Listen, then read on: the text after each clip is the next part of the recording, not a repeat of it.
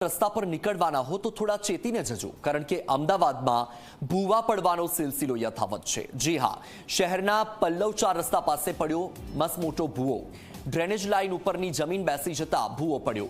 10 ફૂટથી વધુ પહોળો અને 8 ફૂટથી વધુ પહોળો ભૂવો પડ્યો છે। રસ્તાને વાહન વ્યવહાર માટે બંધ કરવામાં આવ્યો। એક ભૂવાની બાજુમાં જ બીજો ભૂવો પણ પડ્યો। સ્માર્ટ સિટી અમદાવાદમાં ભૂવા પડવાનો જે સિલસિલો છે તે રોકાવાનું નામ જ નથી લેતો। શહેરના તમામ વિસ્તારમાં નાના મોટા ભૂવા જે છે સમયાંતરે પડતા રહે છે।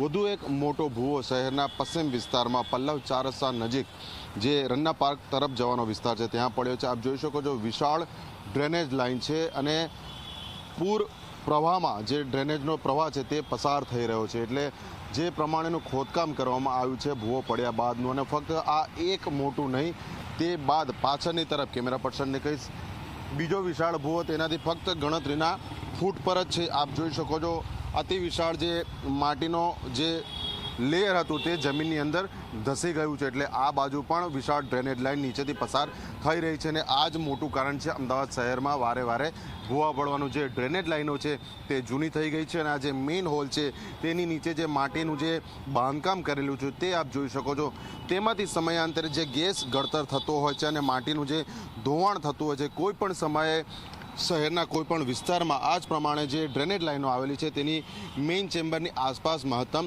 ભૂવા પડે છે। એટલે હંમેશની જેમ અહીંયા પણ તંત્ર દ્વારા ભૂવાની ફરતે બેરિકેડિંગ કરી દેવામાં આવ્યું છે અને તેના રિપેરિંગનું કામ હાથ ધરવામાં આવ્યું છે। હાલ તો શાસકો કહી રહ્યા છે કે જે 40 વર્ષ કરતાં જૂની થઈ ગયેલી ડ્રેનેજ લાઇનો છે તેને તબક્કાવાર બદલવાની જે કામગીરી છે તે હાલ 50 કરોડના ખર્ચે શરૂ કરી દેવામાં આવી છે અને આગામી સમયમાં પણ આ કામગીરી ચાલુ રાખવામાં આવશે, જેથી કરીને જૂની લાઈનો બદલી શકાય અને શહેરમાં વારે વારે પડતા ભૂવાની સમસ્યાને હલ કરી શકાય। કેમેરા પર્સન મુકેશ ચૌહાણ સાથે અર્પણ કાયદાવાલા, ઝી મીડિયા, અમદાવાદ। અમદાવાદમાં વરસાદ આવે એટલે તંત્રની તમામ કામગીરી જાણે પાણીમાં ધોવાઈ જાય છે। આવી જ ઘટના શહેરના રન્ના પાર્ક નજીક બની છે, જ્યાં લગભગ 15 ફૂટથી પહોળો અને 10 ફૂટથી વધારે ઊંડો ભૂવો પડ્યો છે। હાલ તો તંત્રે બેરિકેડિંગ કરીને રસ્તો બંધ કર્યો છે। 1 જ કિલોમીટરના અંતરમાં પસાર થતી ડ્રેનેજ લાઇન પર એક કરતાં વધુ ભૂવા પડતા તંત્ર દોડતું થયું છે અને સમારકામ શરૂ કર્યું છે। વિસ્તાર કોઈ પણ હોય, શહેરનો ઉત્તર, દક્ષિણ, પૂર્વ, પશ્ચિમ કે મધ્ય, પરંતુ સમસ્યા એક જ છે, ભૂવા પડવાની।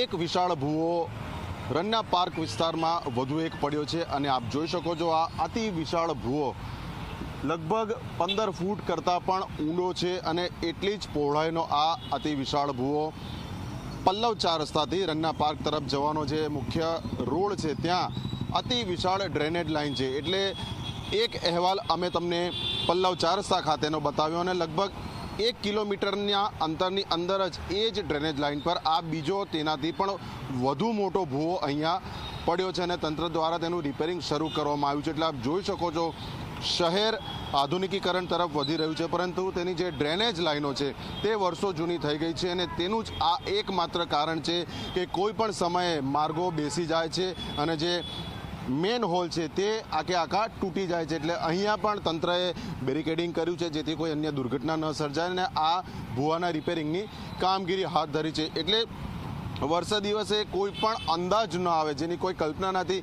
તેટલો ખર્ચ તો ફક્ત આ ભૂવાઓના રિપેરિંગ માટે થાય છે। તંત્રનું કહેવું છે કે વર્ષો જૂની લાઇનને બદલવાની જે વિકટ કામગીરી છે તે તબક્કાવાર યોગ્ય આયોજન સાથે અલગ અલગ વિસ્તારમાં કરવામાં આવી છે અને તેનામાં સમય લાગી શકે છે, પરંતુ એટલું તો સ્પષ્ટ છે કે આ કામગીરી પૂર્ણ થશે ત્યાં સુધીમાં અમદાવાદ શહેરમાં આવા અનેક ભૂવા પડતા રહેશે। કેમેરા પર્સન મુકેશ ચૌહાણ સાથે અર્પણ કાયદાવાલા, ઝી મીડિયા, અમદાવાદ।